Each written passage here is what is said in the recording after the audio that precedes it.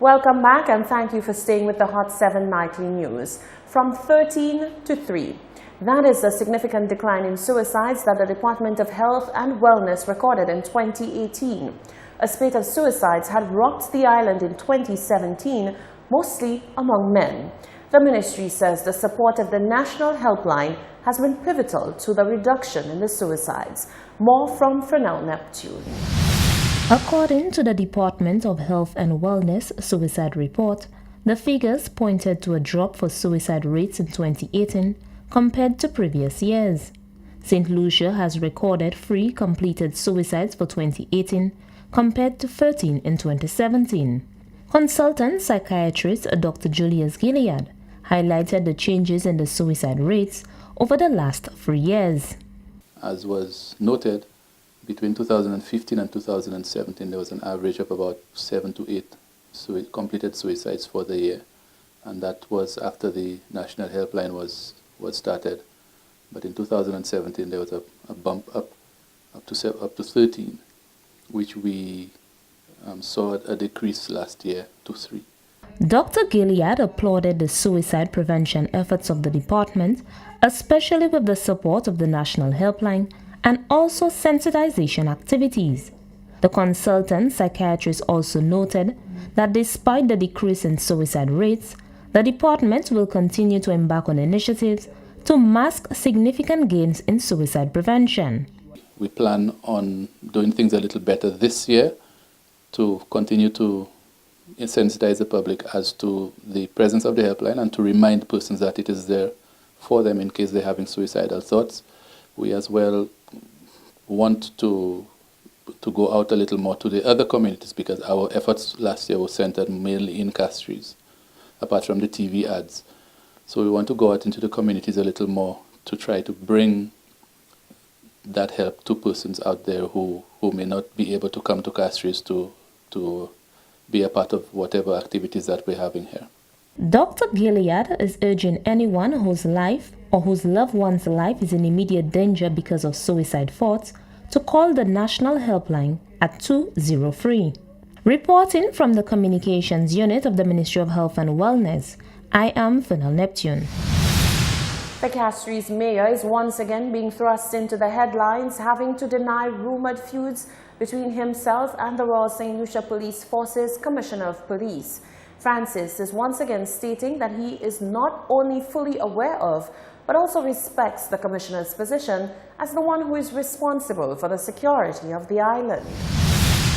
The Mayor of Castries continues to challenge reports that he is in conflict with the Commissioner of Police or is somehow trying to challenge his authority in terms of ensuring security, be it in the city or anywhere else on island. He spoke on the heels of comments by opposition leader Philip J. Pierre, who reminded the Mayor that he is not in charge of national security and should therefore work with the Commissioner as opposed to throwing verbal jabs as happened in a previous press conference.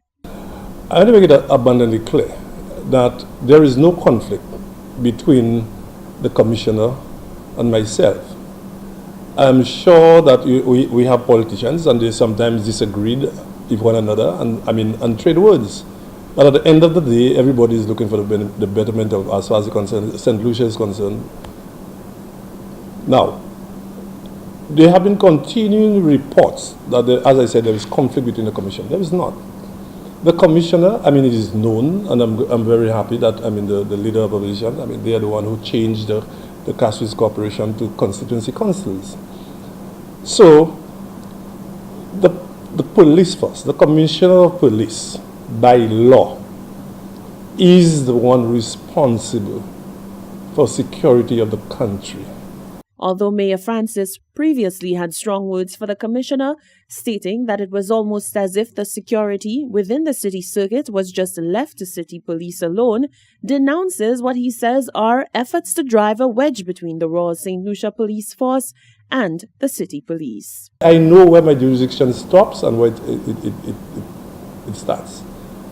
So at all times we work like, instead of, they're suggesting how we could work closer to see that the betterment of security, especially in the city and St. Lucia on the whole, we are looking for conflict. We are looking at who has the jurisdiction. The Commissioner of Police I want to say it again, is the one entrusted by the Constitution of St. Lucia to the security of St. Lucia. The Commissioner of Police himself has noted that there is no bad blood between him and the mayor. He made the comments during the mayor's mass during the holiday season. Students of the Cicero Primary School returned to class today, Monday, the 14th of January, after the Ministry of Education announced a late start, which was caused by a lingering order. Solange Alfred reports from the school's premises with an update on the situation. The air, crisp and fresh, welcomed the students of the Cicero Combined School back to class on Monday, 14th January 2019. A week after the initial start of the second term, the students can now enjoy the comfort of a school free from obnoxious odors that emanated as a result of repair work done on the premises. Principal of the Cicero Combined School, Martin Hippolyte, assured Hot 7 News that the students are now in a more conducive environment and a sense of normalcy has been achieved with the return of both the students and the teachers. In a recent broadcast aired by Hot 7 News, irate parents aired their opinion of what would have been a more efficient timeline for repair work to be completed. When asked about the repair work situation, Hippolyte explained that the termite-infested partition was taken down and replaced, and the cause of the odor was a wood treatment used to preserve the partition. The principal went on to add that the repair was in fact done in a timely manner. Reporting for Hot 7 News, I am Solange Alfred.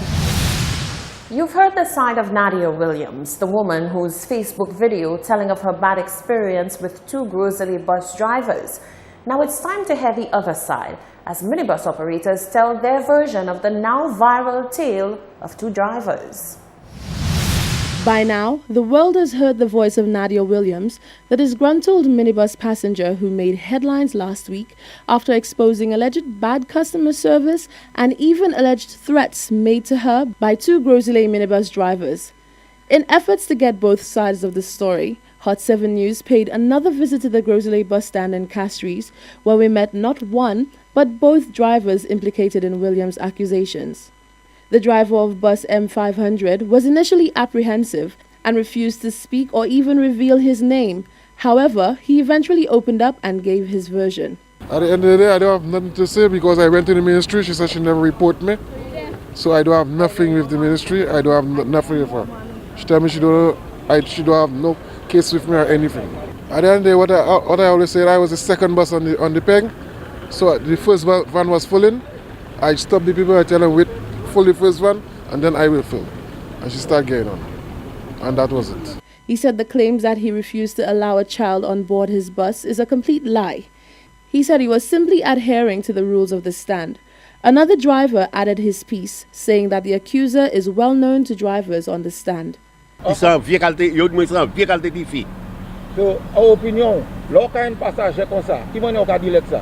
So, quand il pour crier mon gars pour pas de problème, madame, descend d'abord vraiment pas une pièce quand pour. So, si pas ça, on a juste crié loi et pour me water. Puis au right pour me water, du bout et pour faire descendre. Just like the M500 driver, the other driver implicated in the incident, who drove the M1007 bus and goes by the name Kian, refused to speak to cameras and stuck to his words. However, he said under no circumstances did he threaten to attack Williams with a cutlass, nor did he threaten to drive the bus into the waterfront. He said he wishes to have the matter go away once and for all. Reporting for Hot 7 News, I am Rochelle Gonzalez.